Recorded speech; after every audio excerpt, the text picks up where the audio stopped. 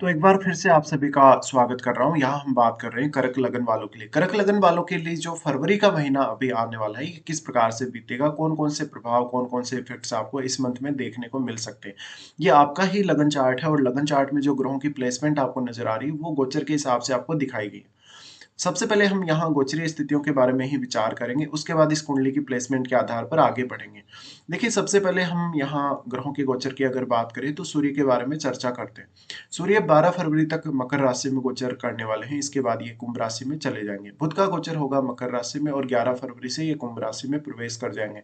शुक्र का गोचर मीन राशि में होगा, मंगल का गोचर होगा मिथुन राशि में और 23 फरवरी से ये कर्क में प्रवेश कर जाएंगे। बृहस्पति का गोचर 4 फरवरी से वृषभ में ही है और ये मार्गी होने जा रहे हैं वृषभ में ही।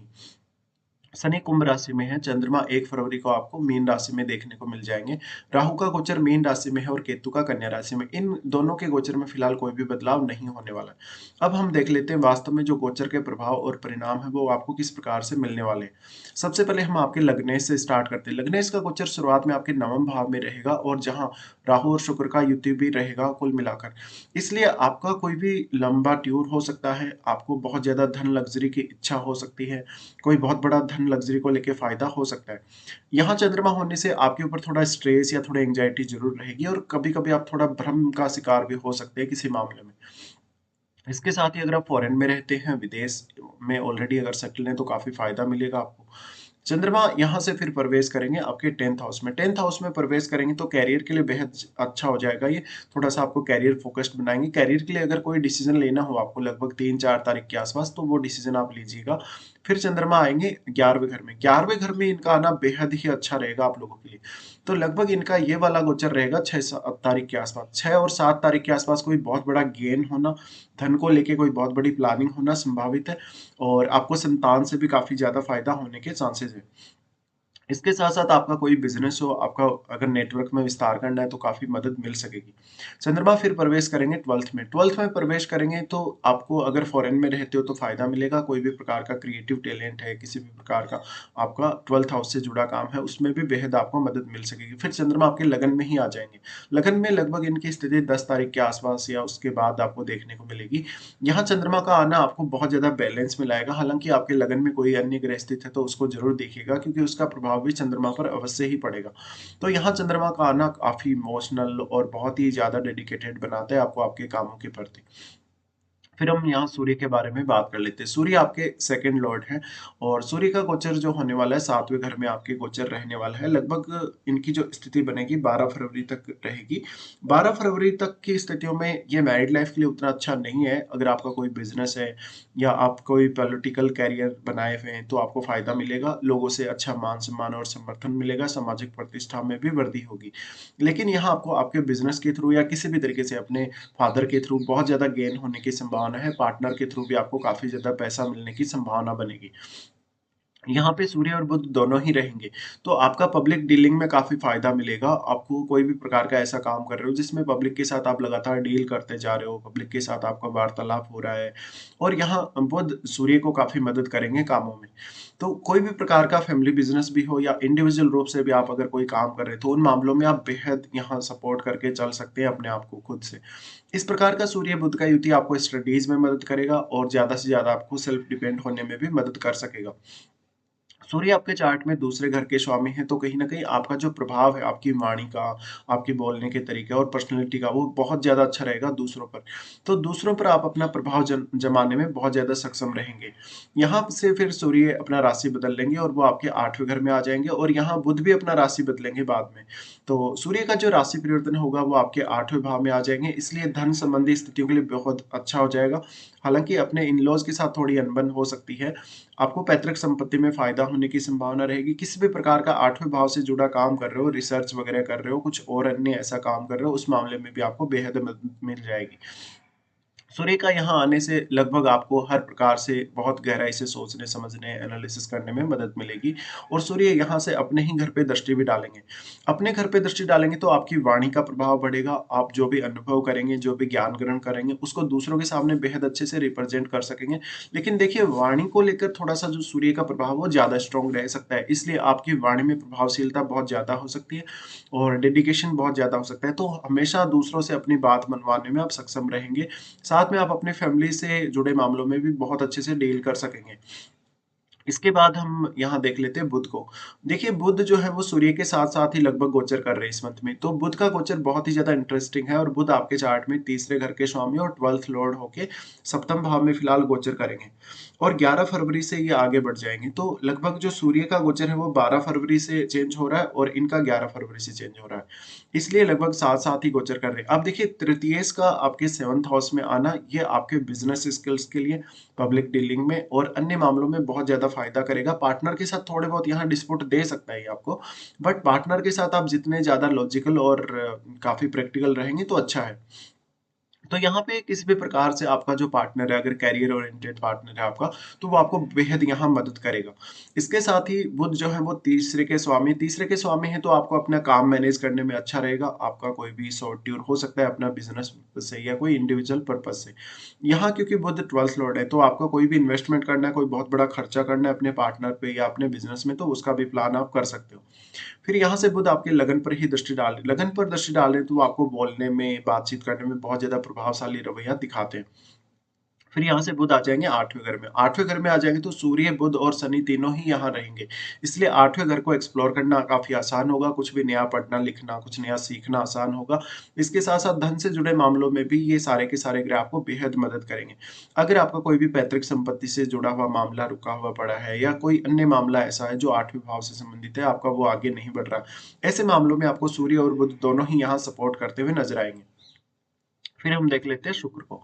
शुक्र 4th लॉर्ड और 11th लॉर्ड है और इनका गोचर होगा नवम भाव में। नवम भाव में इनका गोचर बेहद अच्छा रहेगा आप लोगों के लिए। अगर आपका फॉरेन से किसी भी प्रकार का कॉन्टैक्ट है, किसी भी प्रकार का आपका कनेक्शन है तो आपको फ़ायदा होगा, दूसरे कल्चर के लोगों से आपको सपोर्ट मिलेगा।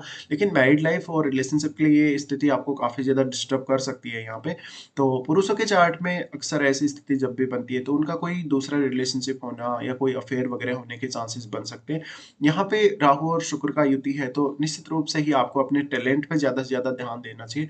आपको अपना जो कुछ भी आपको रिक्वायरमेंट है धन लग्ज़री के रूप में उस पे थोड़ा फ़ोकस करना चाहिए। देखिए शुक्र यहाँ है तो आपके जीवन साथी के साथ रिश्ते बिगाड़ने की कोशिश कर सकते हैं और शुक्र है तो निश्चित रूप से ये धन लग्ज़री की इच्छा भी बहुत ज़्यादा रह सकती है। हालाँकि इसका जो फ़ायदा है सबसे ज़्यादा उन लोगों को मिलेगा जो अपनी कंट्री छोड़कर किसी दूसरी कंट्री में निवास कर रहे हैं या कहीं दूर सेटल है अपने घर से। शुक्र और इन सब की दृष्टि आपके 3rd हाउस पे पड़ेगी। 3rd हाउस पे पड़ेगी तो ये आपके इमेजिनेशन, आपकी क्रिएटिविटी के लिए बेहद अच्छा है। फिर यहाँ शुक्र आपके 4th लॉर्ड है और 11th लॉर्ड भी है। तो धन और लग्ज़री से जुड़े और भौतिक सुखों से जुड़े मामले में ये युति काफ़ी अच्छा आपका साथ देगी। ये युति उन लोगों के लिए भी अच्छा है जिनके लिए कहीं न कहीं शुक्र से रिलेटेड कोई प्रोफ़ेशन है जिनका या जिनका शुक्र से रिलेटेड किसी भी प्रकार का चाहे बिज़नेस भी हो। इसके साथ ही देखिए इनका जो कनेक्शन है राहु और शुक्र का तो यहाँ पे आपके पार्टनर की सेहत पे थोड़ा असर पड़ सकता है। आपका कोई भी ऐसा एक किसी से लगाव हो सकता है, बहुत ज़्यादा आपका अटैचमेंट हो सकता है जो कोई दूसरे धर्म का व्यक्ति हो या कोई दूसरे कल्चर का या दूसरी कंट्री का कोई भी आपका हो। तो यहाँ नए रिश्ते बनने, नई फ्रेंडशिप वगैरह होने, नए अफेयर वगैरह होने की संभावनाएँ बहुत ही ज़्यादा है। फिर हम देख लेते हैं मंगल को। मंगल आपके 5वें घर और 10वें घर के स्वामी बनते हैं। मंगल का गोचर देखेंगे तो 12th हाउस में मंगल का गोचर है।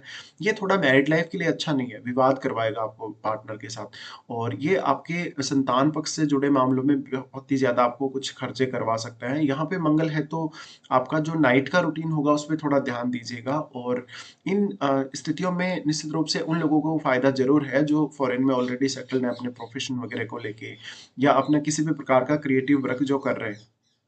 मंगल अगर यहाँ है तो फिर वो यहाँ से दृष्टि डालते हैं 3rd हाउस पे। 3rd हाउस पे दृष्टि डालते हैं तो काफ़ी हार्ड वर्क करने में आपकी सहायता करते हैं, मेहनत करवाते हैं आपसे और भाई-बहनों के साथ यहाँ रिलेशन उतने अच्छे नहीं दिखते हैं ऑलरेडी क्योंकि केतु 3rd हाउस में ट्रांज़िट कर रहे हैं। फिर मंगल का दृष्टि आएगा 6th हाउस पे। 6th हाउस पे जब मंगल का दृष्टि आएगा ये बहुत ही ज़्यादा आपके लिए हेल्पफुल है यहाँ पे।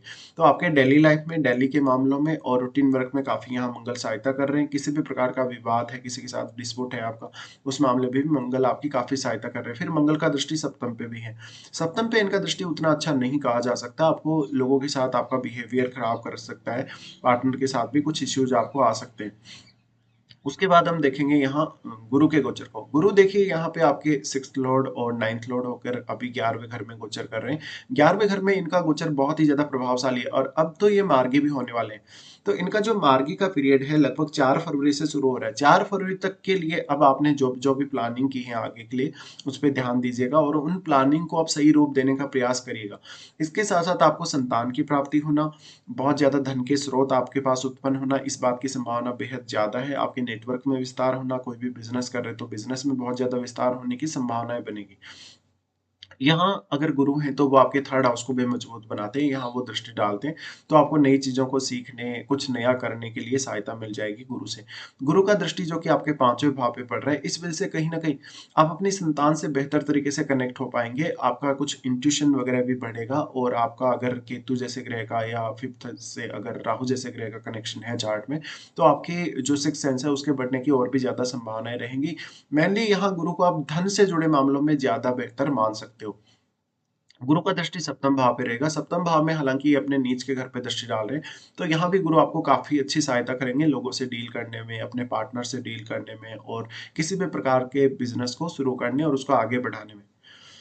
इसके बाद हम देख लेते हैं शनि के गोचर को। शनि जो कि आपके 7वें और 8वें घर के स्वामी बनते हैं, ये इनका जो गोचर हो रहा है वो आपके 8वें घर में हो रहा है। 8वें घर में शनि है तो बहुत लंबे समय तक चलने वाला कोई भी काम, बहुत लंबे समय तक चलने वाला कोई भी रिसर्च या ऐसा जो भी काम जिसमें आपको बहुत ज़्यादा क्षमता की आवश्यकता है, बहुत ज़्यादा समय लगाने की आवश्यकता है, उन मामलों में शनि आपको ज़रूर सपोर्ट कर सकते हैं। यहाँ इनकी तीसरी दृष्टि आपके 10th हाउस पे पड़ेगी तो आपके कार्यक्षेत्र के लिए अभी भी आपको काफ़ी मेहनत करवा सकते हैं। हालाँकि ये जल्दी ही अब अपना राशि परिवर्तन करने वाले हैं, तो जो भी आपकी ज़िम्मेदारियाँ बनती हैं जितनी भी, उनको पूरा कर लीजिएगा। इनका तीसरा दृष्टि 10th हाउस पे है, तो कार्यक्षेत्र को लेके अभी भी कुछ बहुत बड़ी ज़िम्मेदारियाँ हैं आपकी जो कि पेंडिंग रह सकती हैं। शनि का दृष्टि फिर 2nd हाउस पे रहेगा जो वाणी के लिए उतना अच्छा नहीं है, लेकिन आपको फाइनेंशियल रूप से स्टेबिलिटी देने के मामले में या फैमिली से जुड़े मामलों में एक अच्छी क्षमता देने के मामले में बहुत अच्छा है। शनि का यहाँ दृष्टि है तो मुख्य रूप से खान-पान को लेके, अपनी फैमिली की जो लाइफ़स्टाइल है उसको लेके आप साधारण ही रहेंगे। इसके अलावा इनका दृष्टि पंचम घर पे पड़ेगा। पंचम घर पे जो दृष्टि पड़ेगा वो बेहद ही अच्छा माना जा सकता है आप लोगों के लिए। पंचम घर पे जो दृष्टि पड़ रहा है वो आपको बहुत सारे मामलों में यहाँ सहायता करेगा, संतान पक्ष से जुड़े मामलों में और सही डिसीज़न लेने के मामलों में।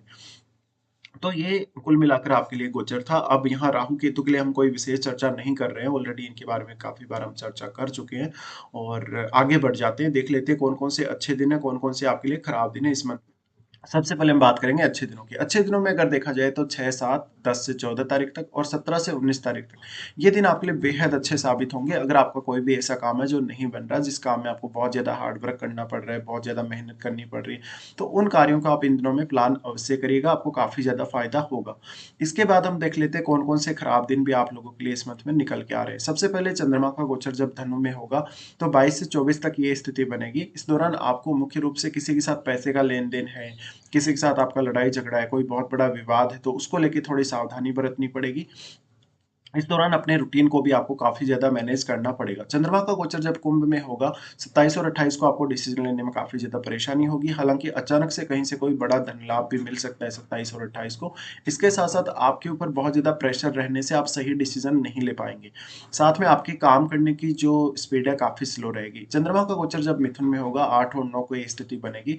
8 और 9 को विशेष रूप से आपसे कोई बहुत गलत निर्णय हो सकता है, आपका कोई बहुत बड़ा खर्चा हो सकता है और आपका कोई अगर लॉन्ग डिस्टेंस टूर है या कोई आपका फ़ॉरेन से अगर कनेक्शन है, तो कुछ हद तक आपको फ़ायदा हो सकता है 8 और 9 को। तो ये स्थितियाँ बनेगी। फिलहाल आपको वीडियो देखने के लिए धन्यवाद।